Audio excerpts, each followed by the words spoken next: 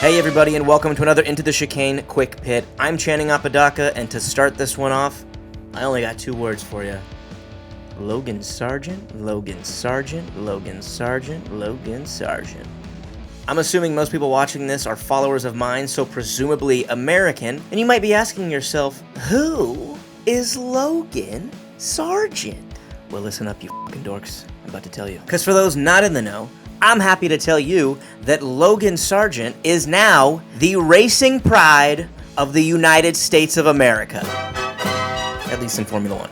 That's right, after securing enough super license points for entry into F1, it was officially announced that Fort Lauderdale, Florida's own Logan Sargeant will be the first American with a full-time seat in F1 since 2006, when Scott Speed drove full-time for Toro Rosso. Unfortunately, Speed, he did not have, finishing 20th out of 27 with 0 points on the season.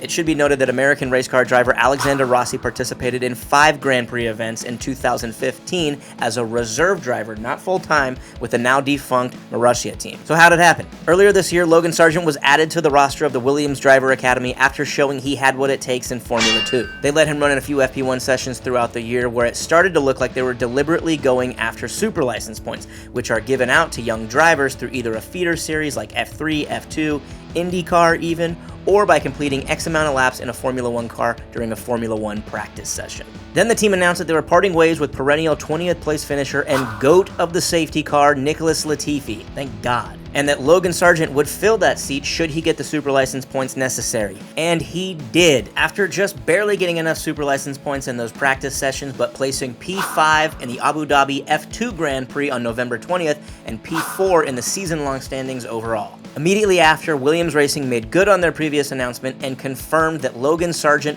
will be the first American with a full-time seat in Formula 1 since before Obama was elected. Come on!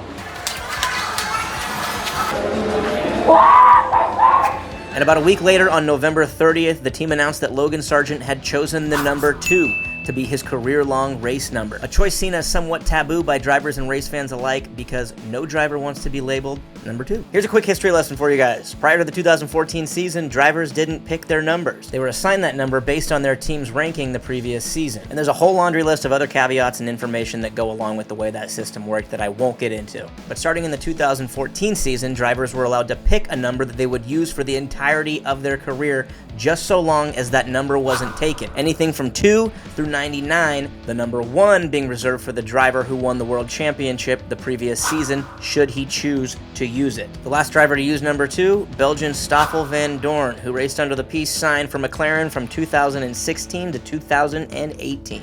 So there you have it. With the growing popularity of Formula 1 in the United States, we've finally got another Yankee Doodle dandy back on the grid. Hopefully the curse of the number 2 driver doesn't come back to bite him in the ass. Bit of a shame he'll be in a Williams, but only time will tell how their season pans out. Either way, I'll be rooting for him, and hopefully my compatriots will too. Until next time, this has been your Into the Chicane Quick Pit. Peace!